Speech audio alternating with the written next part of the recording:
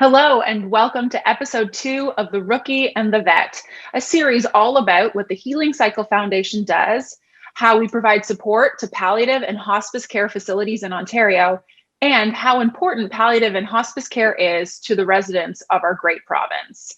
My name is Mallory McGrath, the rookie, and today we're going to be getting a little bit more personal with Ron and I as we discuss our own experiences with hospice and palliative care.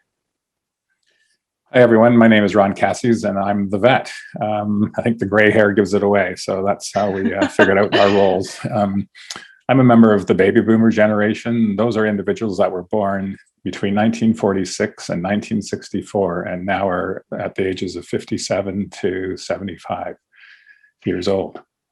And I'm a member of the millennial generation. And those individuals were born between 1981 and 1996. So they're anywhere from 25 to 40 years old. But I'm not going to say where I lay in that gap there, Ron.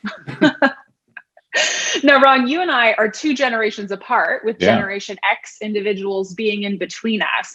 And I wonder, having that age gap, if we will have similar or different views of palliative and hospice care. What do you think?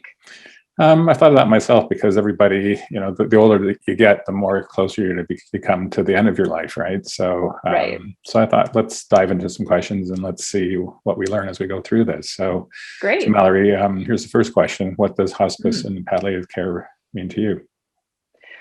So I've thought a lot about this, and I think my answer is really based on the fact that I didn't know a lot about hospice and palliative care until a year or so ago when I got into this industry, and then even more so when I started working with the foundation.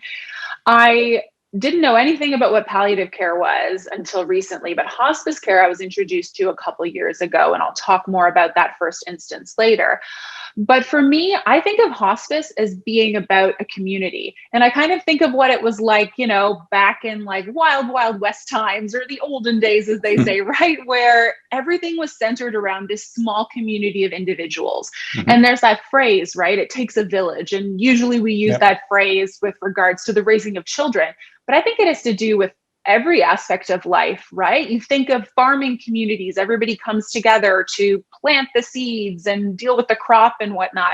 Everything is about that sense of community. And that's really what a hospice is as well. It's people within a community coming together to support a patient and their family as they go through their journey of life and come to their end of life.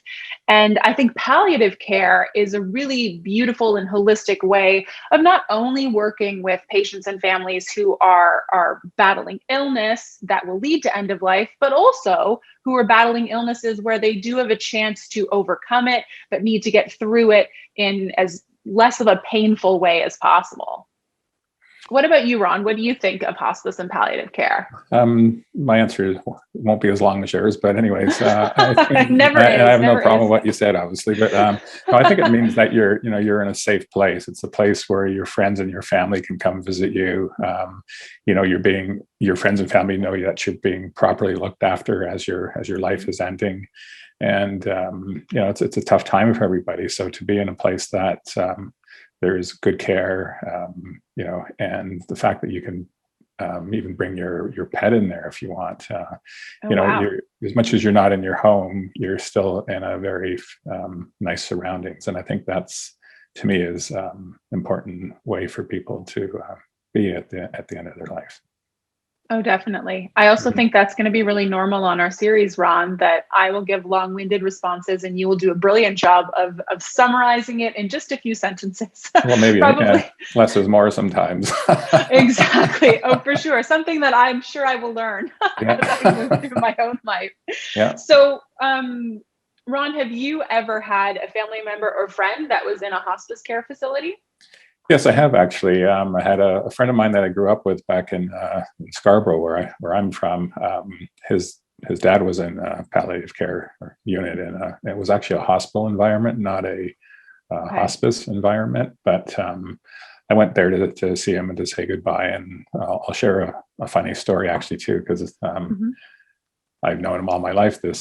My friend's dad, and so I walked in and I said, "Hi, Mister." I won't mention names, but how you doing? He said, "Oh, good." He says, And he looks at me and goes, "Well, seeing I'm in here, I'm probably not doing that well, am I?" So, but he still had that humor to the end, which was great to see. Mm, But even though it was a hospital environment, it was still, you're still getting the care that he needed in that. And mhm. in my role as chair, or as board members too, when we have our annual ride, we do deliver the checks to the hospices. So I have been Right. in quite a few hospices as well over my years on the board. So you get to see it. You don't obviously go into the rooms where the people and family are, but you get to see the Mhm. environment, and they're all really nice, actually. Oh, that's lovely. Mm-hmm. Yeah.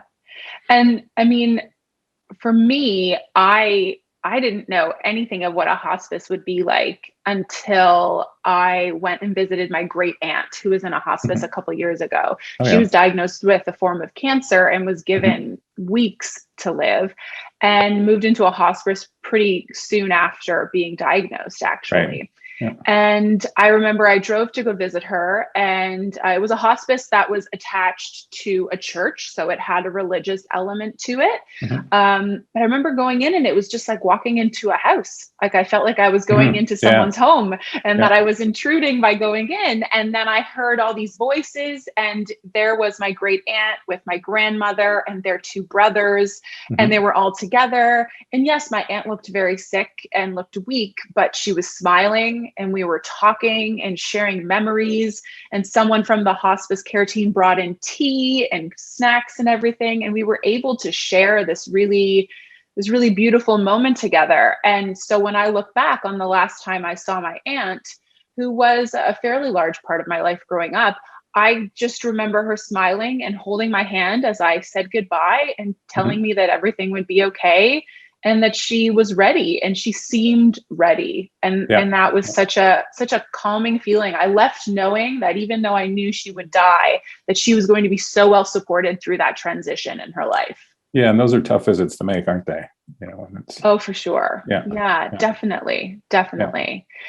Now, Ron, before we end today, I thought we would Mm-hmm. talk a little bit about the board. Now, you've been on the board, oh, forever, right? How many years now? Since 2014 is when I joined the board. Yeah. Right. So quite some time. And I've only Mm-hmm. been on a couple months. So I thought maybe you could explain to everybody the structure of our board and how it works.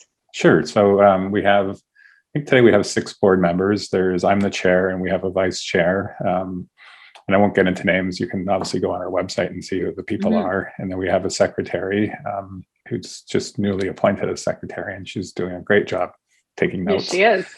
And then we have board members. One looks more after our marketing and social media stuff, and Mhm. she's involved with our part-time staff that way. And then there's another one who's looking after trying to get grants for us.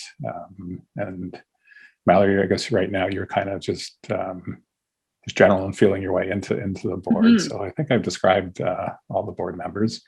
We do join for 2-year terms, which can be renewed on those anniversaries, or you can step down. That's obviously your choice as a board member. And we meet once a month for an hour or two via Zoom. We used to meet in person, but so did the rest of the world. So everybody's doing Zoom Yes. these days. So yeah, Yeah. so that's really the board. And as part of that, we're also looking for a new board member. It's a Mhm. treasurer, and we need the treasurer. Has to have some financial background, and be passionate about balancing the books and strongly supporting the work of all the Ontario hospices. So we, so hopefully that treasurer can contact me. My email is chair@thehealingcycle.ca, and you can find it on the website too. Yeah, it's definitely a pivotal role that we need to fill on the board. And Mm-hmm. it's not just about finding someone who can do the job, but someone who has a passion for what our cause is at the foundation. Yes. And someone who likes sitting in on some Zoom board meetings with a really great group of intelligent and kind-hearted people. So if anyone is Mm-hmm. interested at all, please make sure to reach out either through our social media or through Ron's email, as he said, or on our website, and get in contact with us and let us know why you have an interest in being a part of the board, and what qualifications you have specifically to take on the role of being treasurer. Mm-hmm. So that's all we have for today, Ron, right? But it was Well, really I could just tell a Oh, couple specifics just for, potential treasurer as well. Just in a nutshell, there's 5 major roles. One is you have to pay our bills that we have.